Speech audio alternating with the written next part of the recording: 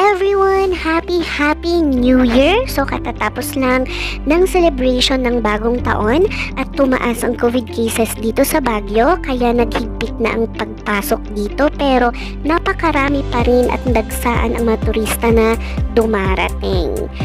So ayan, andito tayo ngayon sa entrance. At dito tayo magbabayad ng ating entrance fee na 10 pesos each person. And ito naman ang mga parking rates kung meron kayong dalang mga sasakyan.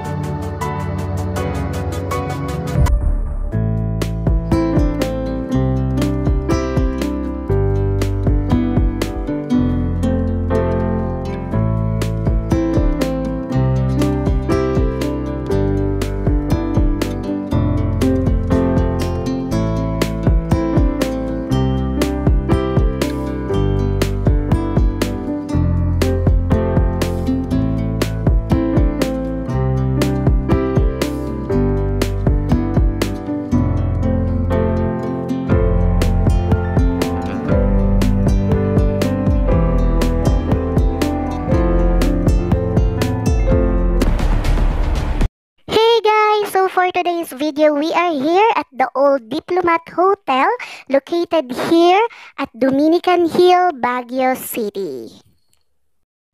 So ayan, nakapasok na nga tayo dito at ang entrance fee para makapasok dito ay 10 pesos each person. So ngayon naman, titignan natin kung makakapasok tayo mismo sa loob ng Diplomat Hotel. Ayan guys, so nakikita nyo, sa kasamaang palad ay sarado at hindi tayo pwedeng pumasok sa loob ng Diplomat Hotel. So ipapakita or ipapasilip ko na lang kung ano yung itsura niya sa loob ngayon. Ayan ang itsura niya sa loob ngayon.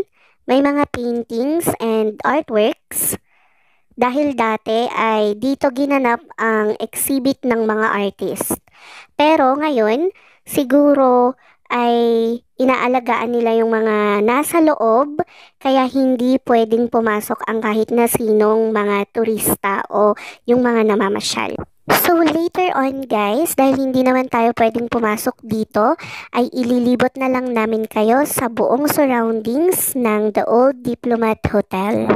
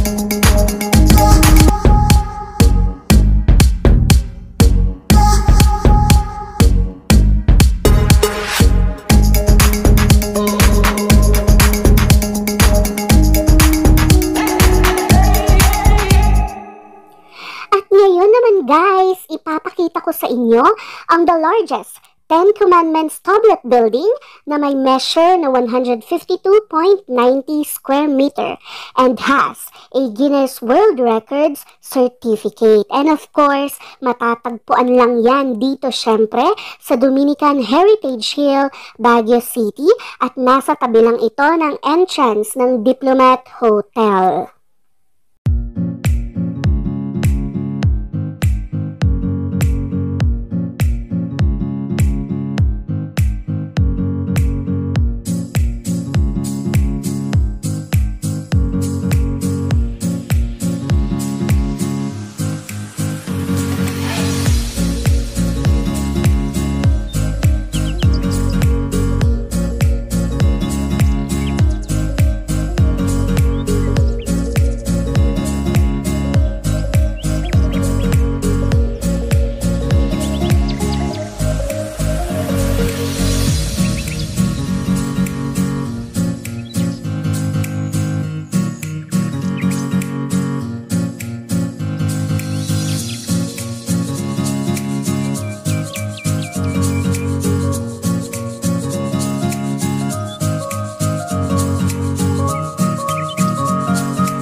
That's it for today's video. Sana ay nag-enjoy kayo sa ating tour dito sa The Old Diplomat Hotel and the largest Ten Commandments tablet located here at Dominican Hill, Baguio City. Please like and subscribe and make sure to hit the bell para ma-notify ka sa aking upcoming videos. Thank you so much! Bye-bye!